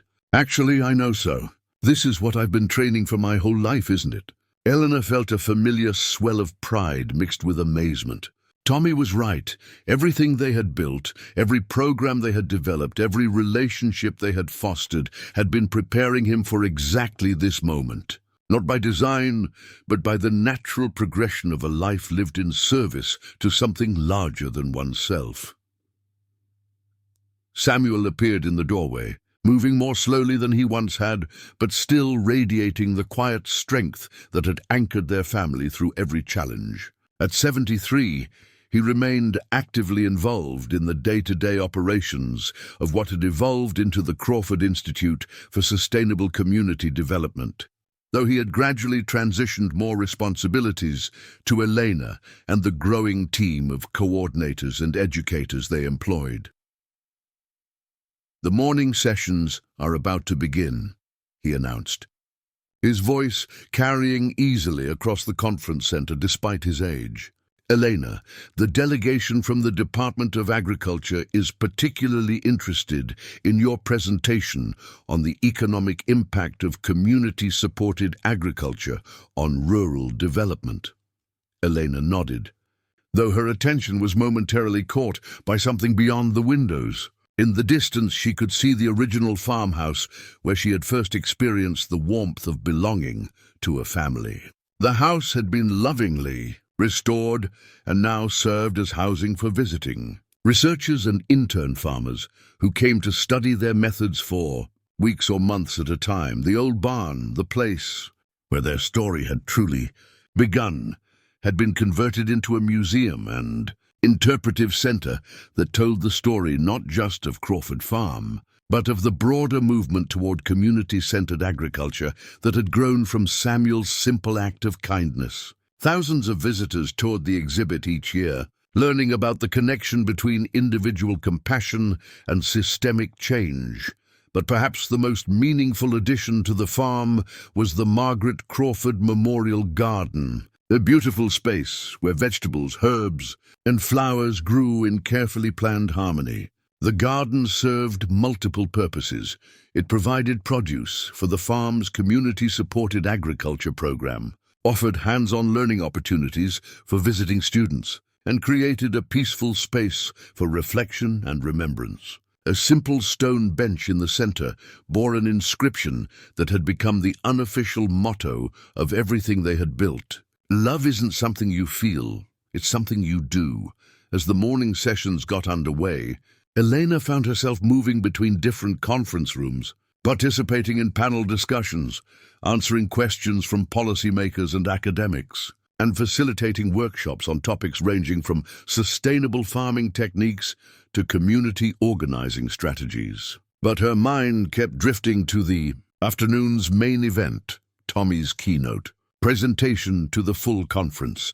The young man who had once been too sick to play was now preparing to address an audience of agricultural professionals, government officials, and university researchers about the future of sustainable farming. His presentation, titled "Growing Up, Growing: A Youth Perspective on Agricultural Innovation," would outline his vision for engaging young people in farming through education mentorship, and hands-on experience.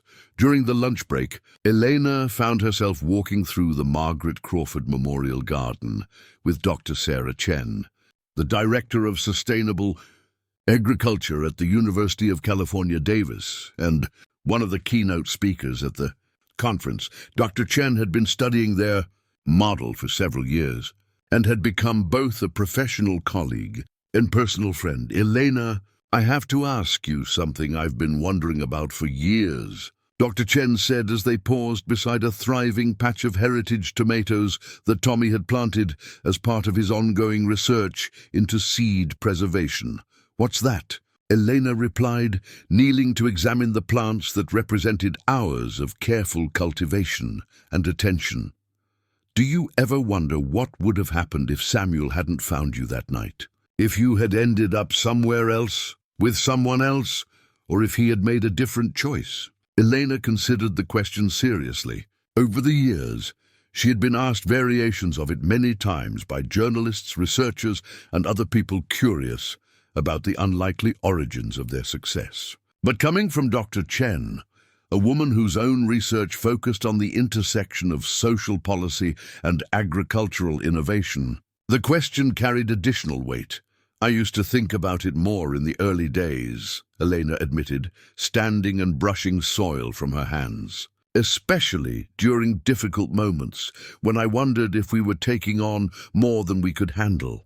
But over time, I've come to believe that what happened wasn't as much about luck or chance as it might appear. Dr. Chen looked intrigued. What do you mean? Elena gestured toward the bustling conference center, where hundreds of people were gathered to share ideas and learn from each other.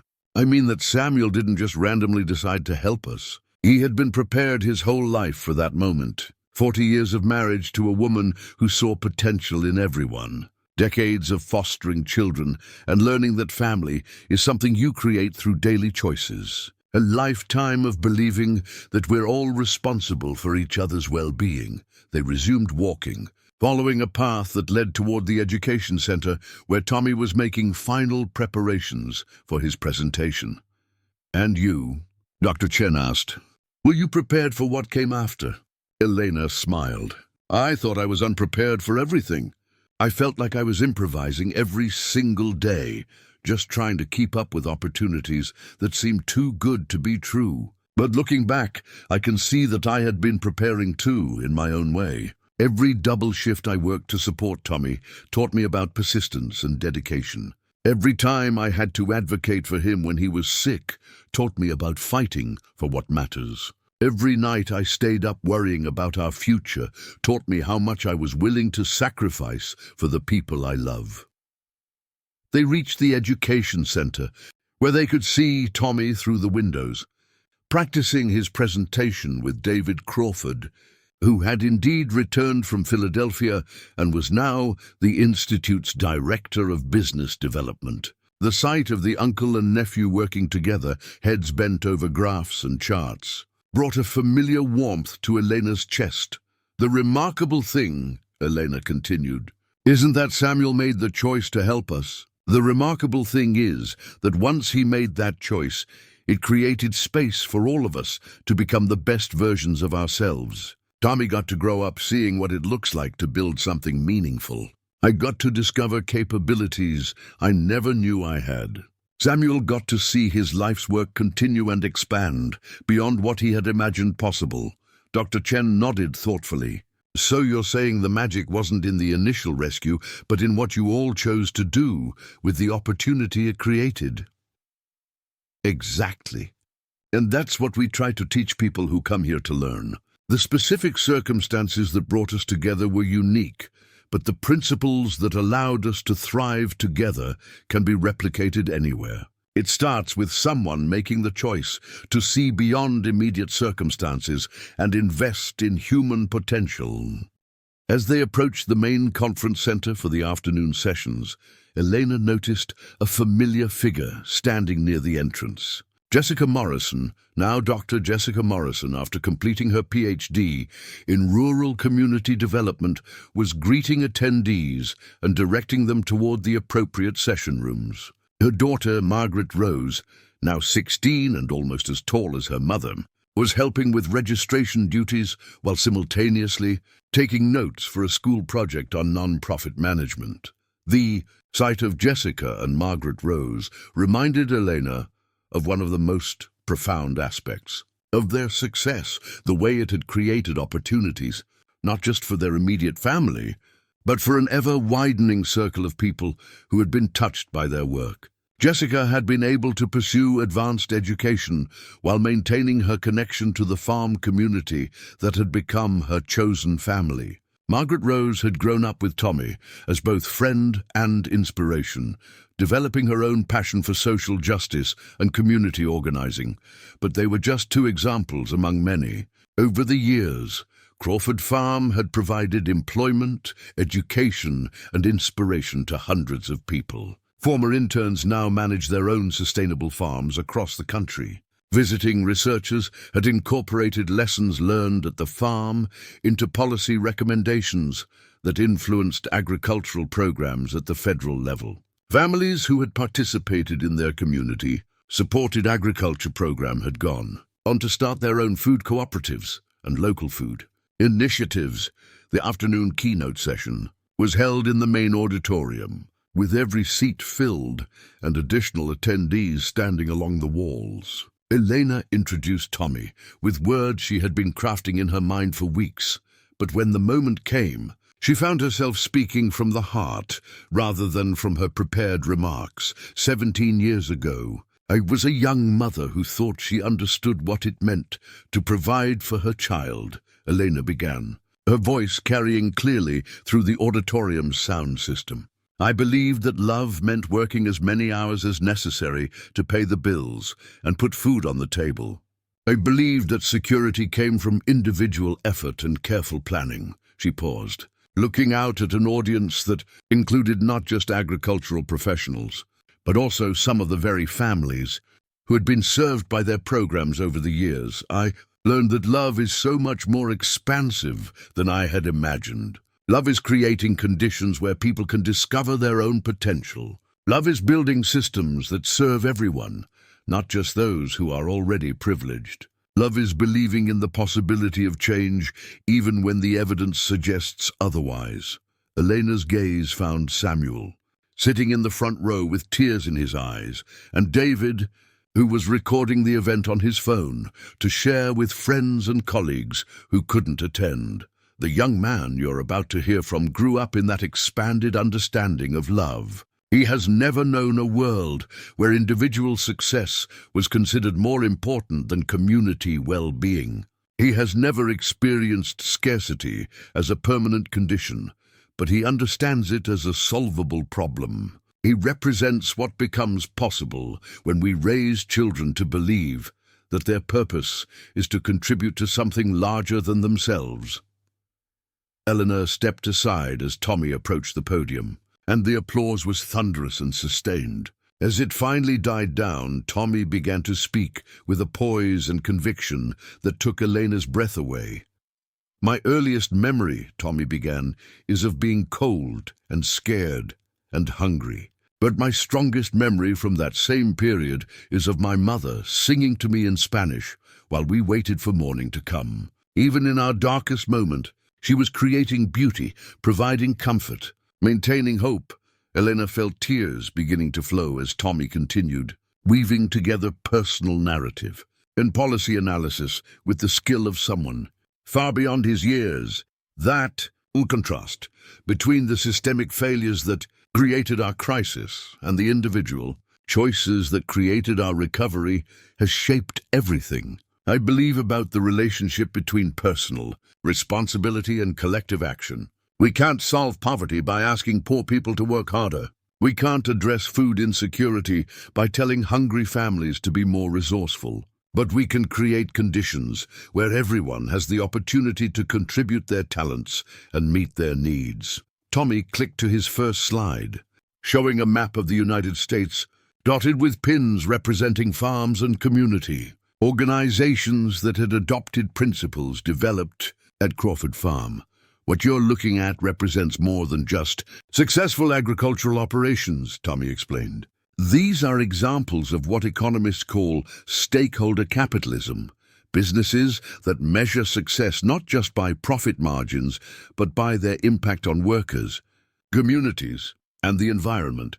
He advanced to a graph showing employment statistics. Communities with stakeholder-focused agricultural businesses show 23% higher rates of young adult retention, 31% lower rates of poverty, and 45% higher levels of civic engagement compared to similar communities with traditional agricultural operations. Elena watched with amazement as Tommy fielded questions from the audience with the expertise of a seasoned policy analyst and the passion of someone whose life had been transformed by the principles he was advocating. The question isn't whether we can afford to implement these approaches, Tommy said in response to a question about costs. The question is whether we can afford not to. The social costs of inequality, environmental degradation, and community breakdown far exceed the investment required to build more equitable and sustainable systems. An older farmer from Iowa stood up. "Son, what you're describing sounds wonderful in theory, but I've been farming for 40 years, and I can tell you that most of us are just trying to survive year to year. How do you expect people to take on additional responsibilities when they're already stretched thin?" Tommy's response revealed both wisdom and empathy. "Sir, I understand that perspective completely. My family knows what it means to have to choose between paying rent and buying groceries. But what we've learned is that the approaches I'm describing don't create additional burdens. They create additional support systems." He clicked to a case study slide. When farmers in Nebraska started collaborating on equipment sharing and bulk purchasing, they reduced individual operating costs by an average of 18%. When they established cooperative marketing arrangements, they increased their profit margins by 22%. When they created apprenticeship programs for young people, they gained access to eager workers while building the next generation of agricultural leadership. Tommy's voice grew stronger as he continued. "The choice isn't between individual success and community responsibility. The choice is between short-term thinking that leaves everyone vulnerable and long-term thinking that creates security for everyone." As Tommy concluded his presentation to another standing ovation, Elena felt a profound sense of completion, not the end of their story, but the fulfillment of possibilities that had been planted that night in Samuel's barn.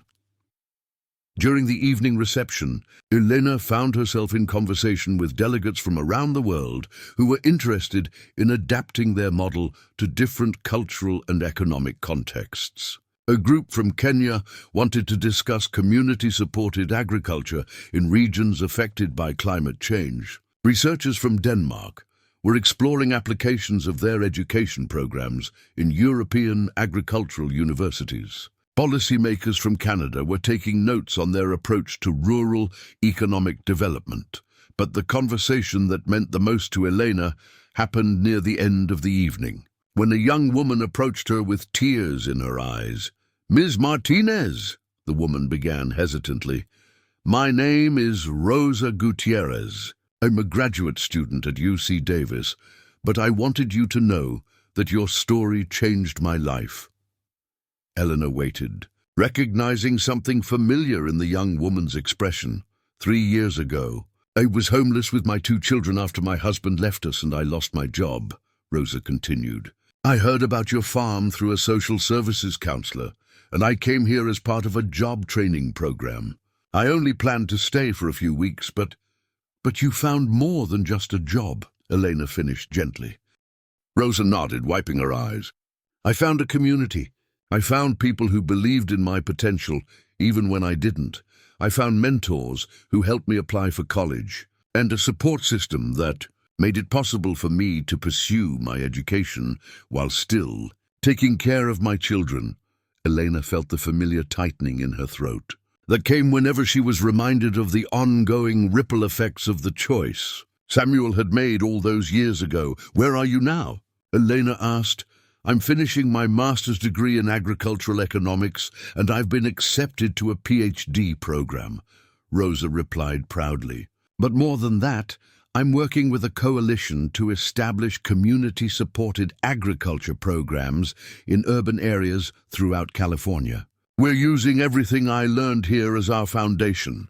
Elena hugged Rosa, understanding once again that their story was never really about them alone. It was about the endless possibilities that emerge when people choose to see each other's potential rather than each other's problems. As the evening wound down and delegates began to make their way back to their hotels, Elena found herself standing outside the conference center with Samuel, Tommy, David, and Jessica, looking up at a star-filled sky that seemed to stretch infinitely in all directions. 10 years ago, did you imagine it would become all this? David asked, gesturing toward the sprawling complex of buildings that now made up the Crawford Institute.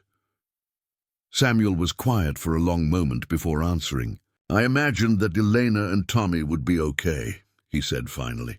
I imagined that they would find their footing and build a good life. But this, he gestured toward the conference center, the education facilities, the housing for visiting researchers, the memorial garden. This exceeds anything I could have dreamed. Tommy, who had been unusually quiet since finishing his presentation, suddenly spoke up. Mr. Samuel, can I ask you something? Always, Samuel replied. That night when you found us in the barn, did you know? Did you have any idea what would happen? Samuel considered the question carefully, the same way he approached all of Tommy's serious inquiries. I knew that you and your mother were in trouble, and that I had the power to help. I knew that Margaret would have wanted me to offer whatever assistance I could. But did I know it would lead to all this? No, Tommy, I had no idea. Tommy nodded thoughtfully. So you just did what felt right in the moment. That's exactly what I did, and that was enough, Tommy said. More to himself than to the others, Elena looked at her son, no longer the frightened child who had hidden behind hay bales, but a confident young man preparing to leave for college in a few months, planning to study agricultural policy and community development. In the fall, he would begin his freshman year at Penn State, but he had already committed to returning every summer to work at the Institute and eventually to take on leadership responsibilities as he completed his education. The thought of Tommy leaving for college brought a mixture of pride and melancholy, but it also felt like the natural progression of everything they had built together. Samuel had given them roots. Now it was time for Tommy to spread his wings and carry their values into the wider world. What are you thinking about? Samuel asked Elena, noticing her contemplative expression. Elena smiled, looking around at the physical manifestation of a decade of shared dreams and hard work. I'm thinking about promises, she said. About the promises we make to each other, often without realizing it. About the promises we keep. Sometimes, without knowing we're keeping them. She gestured toward the conference center where hundreds of people had spent the day learning from each other and planning collaborative projects. 10 years ago, when you offered me that job, you were making a promise to believe in my potential, even when I couldn't see it myself. When I accepted, I was promising to honor everything you and Margaret had built here. Elena turned to Tommy. When we decided to raise you here, surrounded by all of this, we were promising to give you the tools and opportunities to build something even better. Tommy grinned. And when I decided to dedicate my life to continuing this work, I was promising to make sure those ripples keep spreading, right? Exactly, Elena replied, as they walked back toward the farmhouse where they had shared thousands of meals, celebrated countless milestones, and weathered every storm together. Elena reflected on the extraordinary journey that had brought them to this moment. The desperate woman who had hidden in Samuel's barn had become a nationally recognized expert on sustainable agriculture and community development. The sick child who had barely survived that first winter had grown into a young leader preparing to influence agricultural policy at the highest levels. The lonely widower who had found them that October night had become the patriarch of a chosen family that now included dozens of people whose lives had been transformed by his example. But perhaps the most remarkable transformation was the one that couldn't be measured or quantified. It was the shift from seeing themselves as isolated, individuals struggling against circumstances beyond their control, to understanding themselves as part of an interconnected community where everyone's well-being was linked to everyone else's. That night, as Elena tucked the conference materials away and prepared for bed, she found herself thinking about the circular nature of their story. It had begun with Samuel choosing compassion over indifference, community over isolation. It had continued with Elena choosing courage over fear, growth over safety. Now it was moving forward with Tommy choosing service over self-interest, purpose over profit. Each generation had built upon the foundation laid by the previous one, creating something more beautiful and more impactful than any of them could have achieved alone. The promises had been kept, the potential had been realized, and the ripples continued to spread. Outside her bedroom window, Elena could see the lights of the conference center, where maintenance staff were cleaning up after the day's events and preparing for tomorrow's sessions. In a few hours, delegates would begin departing to carry new ideas and renewed inspiration back to their own communities. But the real work would continue here, as it always had, in the daily choices to see potential rather than problems, to build bridges rather than walls, to choose love over fear in all its practical, unglamorous, world-changing forms. The promise had been fulfilled, but more than that, it had been passed forward. And that, Elena realized as she drifted off to sleep, was the true measure of any life well lived. Not what you achieved for yourself, but what you made possible for others.